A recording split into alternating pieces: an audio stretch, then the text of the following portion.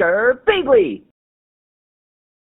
Hey there guys and gals, it's Girbeagly with another episode of Gaming with Girbeagly, and I'm once again playing the game Would You Rather or Either.io, whichever one you want to call it, and it's the game where I get to just ramble and say my opinion and possibly offend people and have them call me out for it on the internet, just like always. Yay! But anyway, I am very excited to get back to this one. Let's go ahead and get started with what looks like a very interesting question of would you rather fight the entire Smurf village or fight the full collection of Care Bears. Now, if my memory serves correctly, the Smurf village was really itty bitty. It was super teeny tiny. They were like the size of my hand maybe at the most. Whereas the Care Bears were like full-sized creatures. They were basically the size of like a small child, I think. Something along those lines. I think from like the cartoon movies, they were about the size of like the kids in those movies, and those kids were like 7 or 8 years old or something like that. So they're fairly big, not to mention they shoot like crazy beams out of their chests. They have those like weird powers that shoot out of their bellies or their chests or whatever, and that looked like it was a lot of hardcore shit. That looked like a hardcore power that I wouldn't want to face, whereas the Smurf village had like tiny Smurf catapults, I think. They like threw rocks or something, and the rocks to them were humongous, but to a regular person it would just kind of be like, oh, I got hit with something. Whatever. I don't care.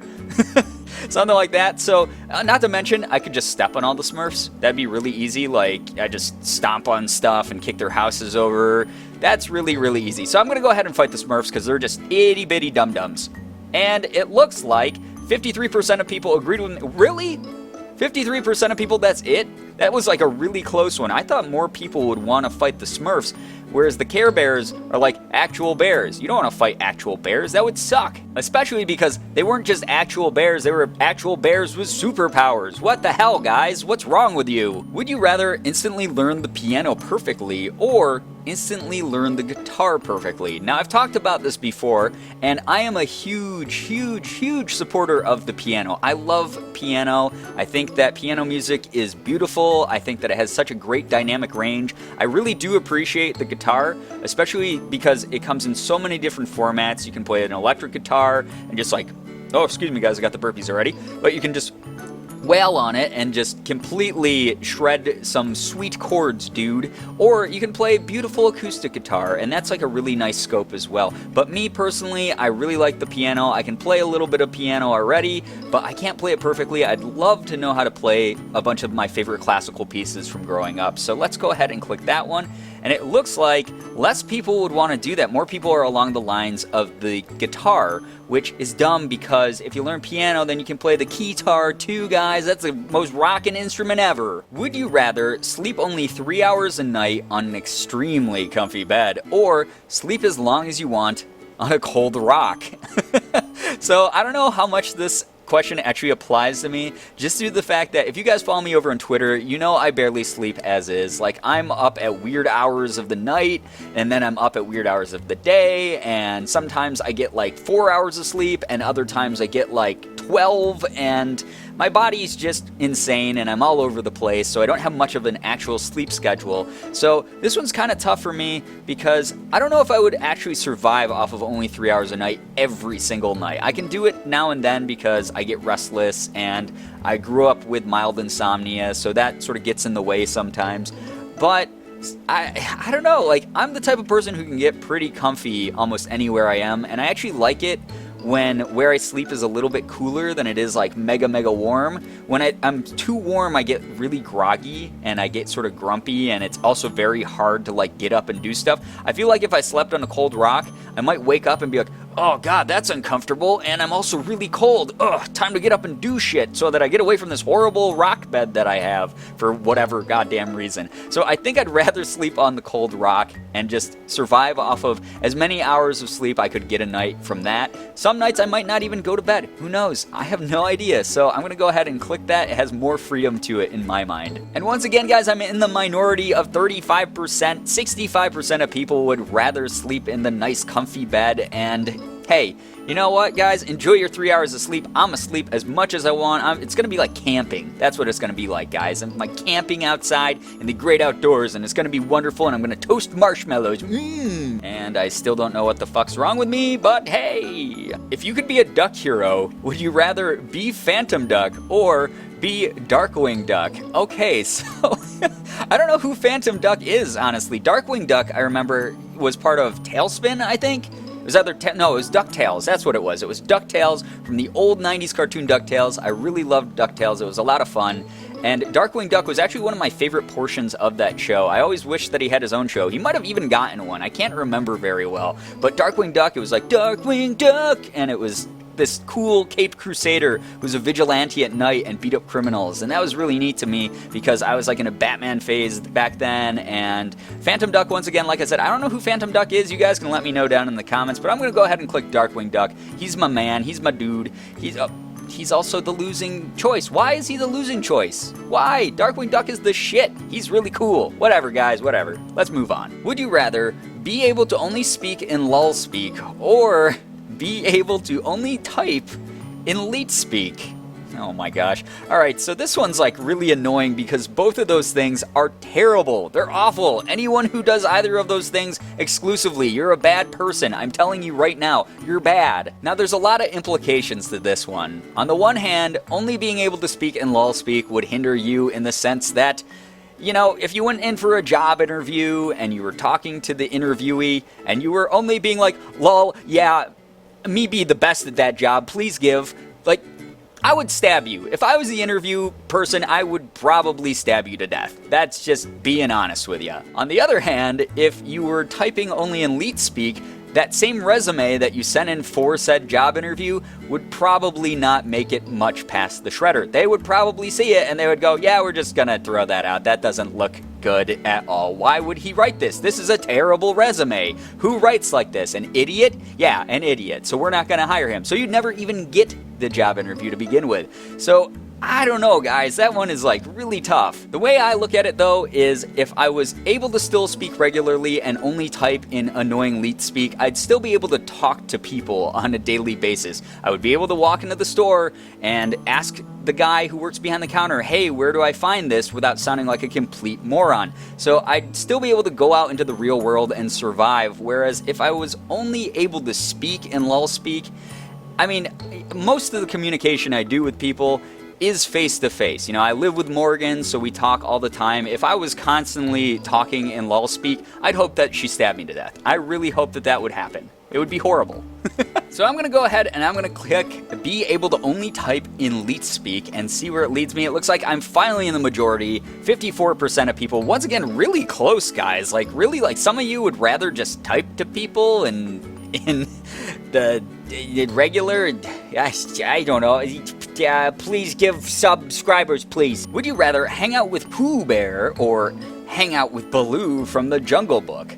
Now this is going to depend on a lot of things, guys. First of all, Winnie the Pooh is inherently a really nice dude. He's mega generous, he would give you some honey, and he would be like, Christopher Robin, let's hang out. Oh, that was a bad impression. Don't do that ever again, me, okay? Stop it. On the other hand, Baloo is obviously a very warm, almost motherly figure to Mowgli in the Jungle Book. You know, he protects him, and he helps raise him, and things like that, and he leads him on all these crazy adventures, and teaches him life lessons, whereas Winnie the Pooh's sort of like lazy, and can barely think for himself. So Baloo is a really strong figure, but at the same time, Baloo's a freaking jungle bear. Like, the thing about Baloo is he's really nice to Mowgli because he helped raise Mowgli. You have no idea if Baloo's gonna think that you're a snack, like halfway through you hanging out with him. Like, he could just be like, oh yeah, bare necessities are that bears eat things that are smaller than them. So I'm gonna eat you. It's gonna be delicious. It's gonna be awesome. So I think I'd rather take the risk of hanging out with Winnie the Pooh, have him give me some honey, and then we can like think together and do whatever it is that Winnie the Poohs do. So let's click Pooh Bear, and it looks like, damn it, I lost. I lost again, guys. More people would rather hang out with Baloo from the Jungle Book. I don't know why. Free honey with Pooh Bear, guys. Come on. Would you rather drink a gallon of mustard in one sitting or use mustard as toothpaste for 3 weeks? Oh, God, that's horrible. I want to start this one off by letting you guys know a quick little story of mine from back when I was in high school that will prove to you that drinking a gallon of anything in one sitting is the worst idea ever. So back in high school, me and my buddies, for whatever reason, decided it would be a really funny idea to buy a gallon of Hawaiian Punch each and then drink it during our lunch period, which was about an hour. It was actually like a little bit less, so we were drinking it even faster than in just like 1 hour's worth of time, which is insane if you think about any amount of liquid. So Hawaiian Punch to us at the time tasted great. It was delicious. It was really yummy and sugary and sweet and great and fruit flavored, and it was also fruit flavored when it came back up, because something about the human body restricts you from normally drinking that much fluid all at once. So even though we were just sitting there chugging one of our favorite beverages, at some point, because we thought that it was a funny competition / joke thing, we all started puking up Hawaiian Punch everywhere. It was horrible. We stood around a trash can in the middle of the lunchroom, and we were all just barfing up Hawaiian Punch, and I was sick, like, for the rest of the day. Like, I felt horrible the rest of the school day, and it was just one of the dumbest things I've ever done. And people to this day will bring it up to me and be like, hey, remember that time you drank a gallon of Hawaiian Punch in one go because you're a fucking idiot? And I was like, yeah, I was a fucking idiot. Not to mention, a lot of you guys, the last time I had like a not brushing your teeth properly question on one of these, you guys gave me an awesome workaround. So even though we would have to use mustard as toothpaste for 3 whole weeks, which would really suck and would probably be like mega nasty, it never says anything about not being able to use like dental floss or mouthwash. So after I brushed my teeth with my mustard, I'd be able to go ahead and take a big old swig of mouthwash and everything would be fine. Everything would be hunky-dory. I could floss that mustard out from between my teeth and I'd move on from there. So I'm going to go ahead and vote on that one and hope that I'm in the majority. And I am! Yeah! We're winners! Finally, guys. We're winners once again. We're cool.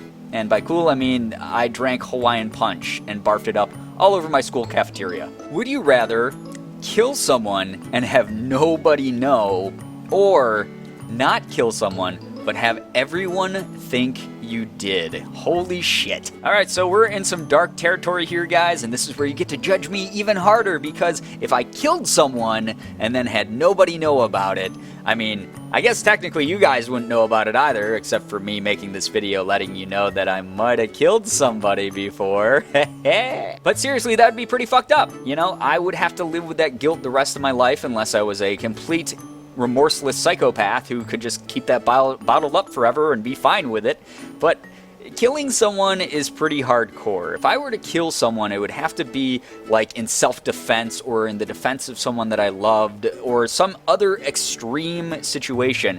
Killing someone and then having nobody know about it typically means that you murdered them or you accidentally killed them and you covered it up somehow. Both scenarios which are very grim and very fucked up in so many ways on a moral level. Now, not killing someone and having everyone think you did and having the reputation as a murderer can do so many adverse things to your life. It would be a really bad thing, obviously, to have someone like interviewing you know ahead of time that like, holy shit, this guy might have killed someone. By the way, keep everyone away from him. He gets to stay in the warehouse. Like, that's not exactly the best type of reputation to have for a number of reasons outside of the workplace even. Obviously, someone might think that you killed someone who is related to them and come after you, or, you know, your family might absolutely exile you and all of your friends might not want to be around you. There would be a lot of things that would really make that messed up, but at the same time, you'd be in the right, technically. Like, morally, you wouldn't have done anything wrong. You just have everyone think you did.